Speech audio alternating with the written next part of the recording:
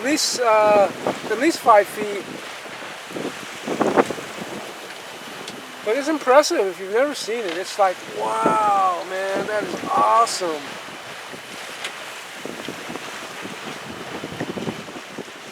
Some of those swells come up higher than the boat. We're sitting in a cradle, right? Yeah, love it. And you know you're really in the ocean when you're out there and you see the mast of another ship completely disappear behind the swell. It's true, man. You go, holy fuck. I've seen that. I've experienced that. It's like, how does that happen?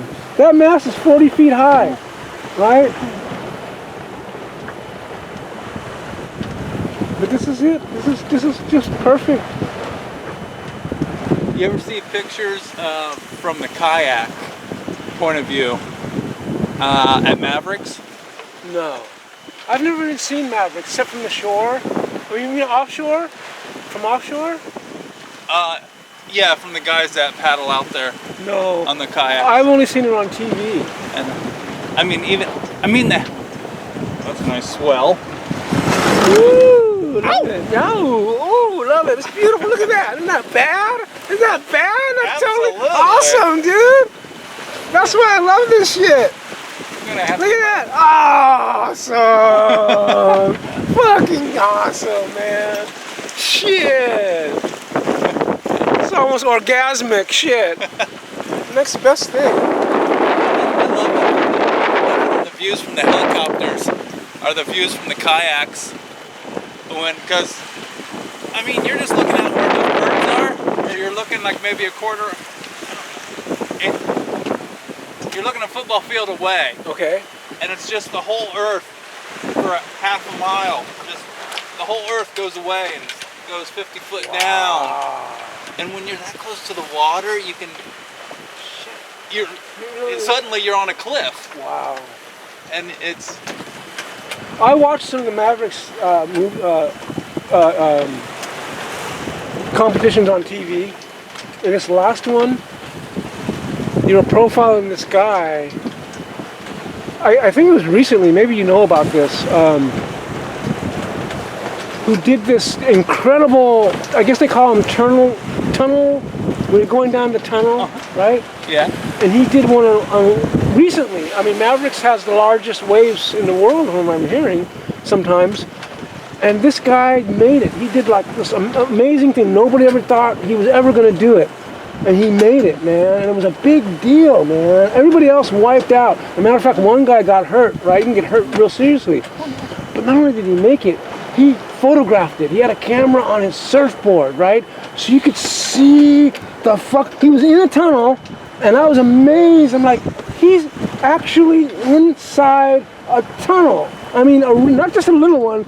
He was going down a long fucking tunnel, and you can tell he didn't know if he was going to make it, right? I guess you got to get to the end of it before it closes on you. I don't know the terminology. But it was bad, man. You see the tunnel, he's coming down, he goes, I don't know, make it, and the water spots, and he made it. You can see him exit right at the end. I don't know how they did it, but that's awesome. I wouldn't do that. Shit, no, man. I mean, you can just sense the power of the ocean around you as you're going through. You got all that water above you, all that weight that can crush you. Crush you, break your back. You don't want to fall over now. No. And then one guy, even the photographer was saying, when he came out of it, they weren't sure if he was out of it yet. They lost sight of him. Yeah. Then all of a sudden he was there. They go, oh, he made it. That's great.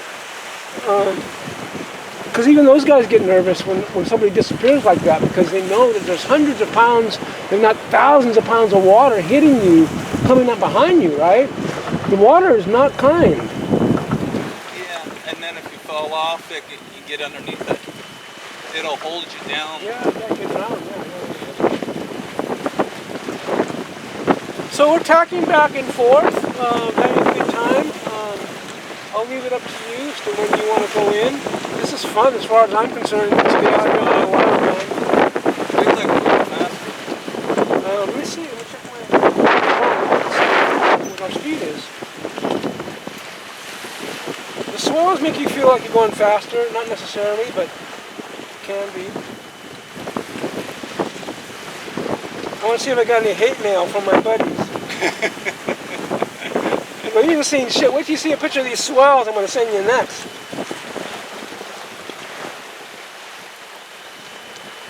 Let's see how fast we're going. Speed over ground. Come on, App. My fingers are so cold they won't generate a touch on the screen. Here we go. All right. Acquiring 5762, 57, 52. That's okay. I usually do 7, 5, 8 on this boat when the winds are right. But we're doing pretty good. 6-0, see, 6-2. Anytime you're doing 6 is good on a boat. 6 is good. See if I can go faster. Should I turn left or right? If you want to go faster, we trim your sails. Trim your sails in a little bit and point upwind slightly, and you'll go a little faster.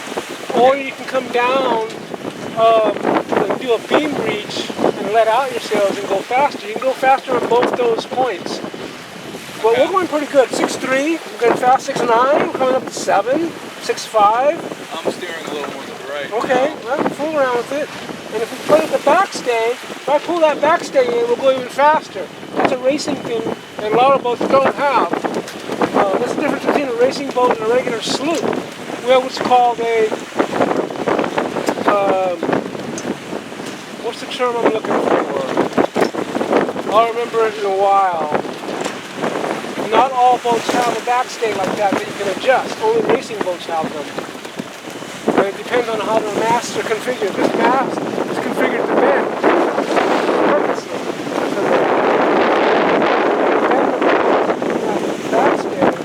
The mast bends backwards, right? And that puts a belly in the sail. Right. And that belly creates an air pocket that makes it go even faster. Neat. Looks like a vertical. Yeah. So I'm going to do a tap rocks. And let me put my camera down. We're going to be preparing to tack here, folks.